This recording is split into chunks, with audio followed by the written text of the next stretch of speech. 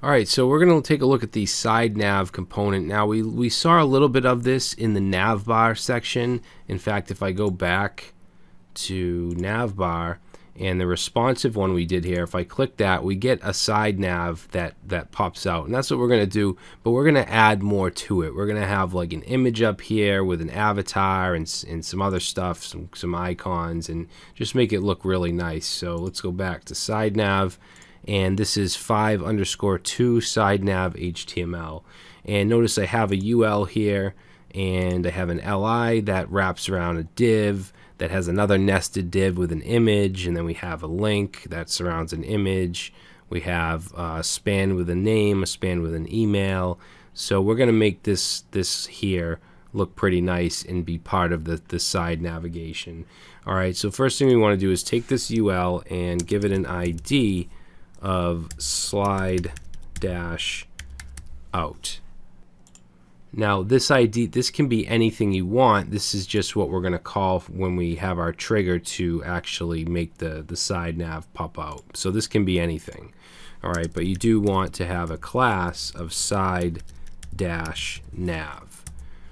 All right, and then this div right here, I'm going to give a class of user view, which allows us to have a pretty cool UI with an image in the background, and you'll see once it's added. We also need a class here of background. Okay, and then for the image, we're going to use, let's use image4.jpg. Okay, and then for the A tag here, I'm just going to have it go nowhere, so just hash exclamation. And then for this image here, I'm going to give a class of circle. Remember, we can do our circle images, and I'll give it a source of image 5. And then for this link here, again, it's not going to actually go anywhere. Normally it would go to like a profile, but I'm not going to have it go anywhere. And then for this span, I'm going to give this a class of white text, because this will actually be over the image. And then I'm also going to give it a class of name. Okay, and then here on this email, I'm also going to give that a class of white text, and I'm going to give it a class of email. All right, so this is very typical of some kind of link to a dashboard or something like that, or actually we have the dashboard link down here, but to see your user information once you're logged in. So for the dashboard, again, this will just go nowhere. These links aren't going to actually work. And then for the icon, we'll add our material icons class, and let's make this there's actually an icon called dashboard. We'll use that. And then let's see, posts, and we can also have dividers, just lines that kind of divide sections. So this div, I'm going to give a class of divider. And then this account info, I want this to be like a subhead, so I'm going to give that a class of subheader. And then we have a logout button, so I'm going to give that a class of, let's do waves effect. And it's not actually going to go anywhere. Same thing with this here. All right, and then down here, this A tag, this is going to be our activator. So the href isn't going to go anywhere, but we're going to have a data activates attribute, and we're going to set that to, remember, we have the ID of slide out. This is where we're going to call it. All right, this also has to have a class of button collapse. Okay, just like it did in the nav bar. And then we'll have it wrapped around an icon. So we'll say material-icons, and we'll give this the icon of menu. And let's save it. So it's not going to work yet. because we actually have to initialize it. So we'll go down here and let's say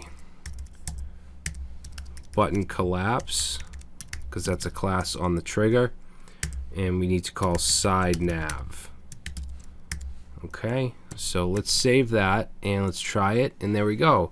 And you can see this looks really nice. We have our little dashboard link with the avatar and the name and email, account info, logout. So it's a pretty nice effect, pretty nice look. And we have some options that we can add for this as well. If we wanted to change the width, we could do menu width. If we wanted to change it to, let's say, 400 pixels, actually we just do 400. And now if I click it, you'll see that it's much thicker. I think the default is 300. And then we can also change where it is. So if we say edge, let's do edge right, and now it comes out from the right. Okay, I'm going to put it back to left though. We can also do close on click, which is true by default. Let's just try it. So if I click on, I guess, let's see, let's do close on click true.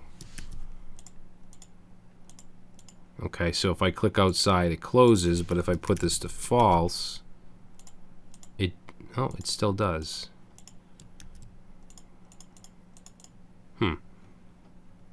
Not exactly sure what close on click does, but I know it is an option.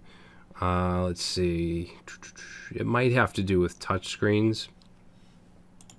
Actually, one thing that does have to do with touchscreens is draggable.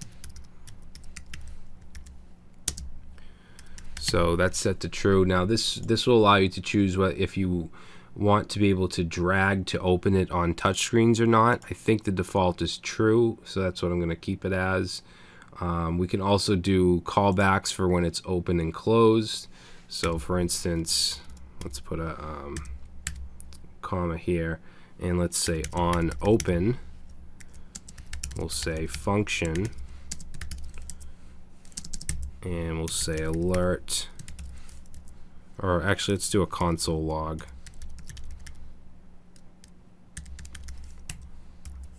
And we'll say menu open, and then we can also do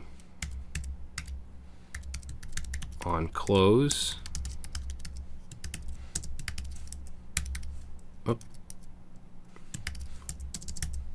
Let's say console.log menu close. Alright, so now what I'll do is open up our console with F12, and let's open it up, and we get menu open. Close it, we get menu close. So if you want something to happen in JavaScript when you open and close the side nav, you can do that easily. Alright guys, so that's going to be it. So in the next video we're going to take a look at pushpin, which is kind of unique. It's a kind of a way to lay out your page. We're not going to be able to use our normal layout because it's going to take up the entire page, so we can't have our menu items, but you'll see. We'll take a look at that next.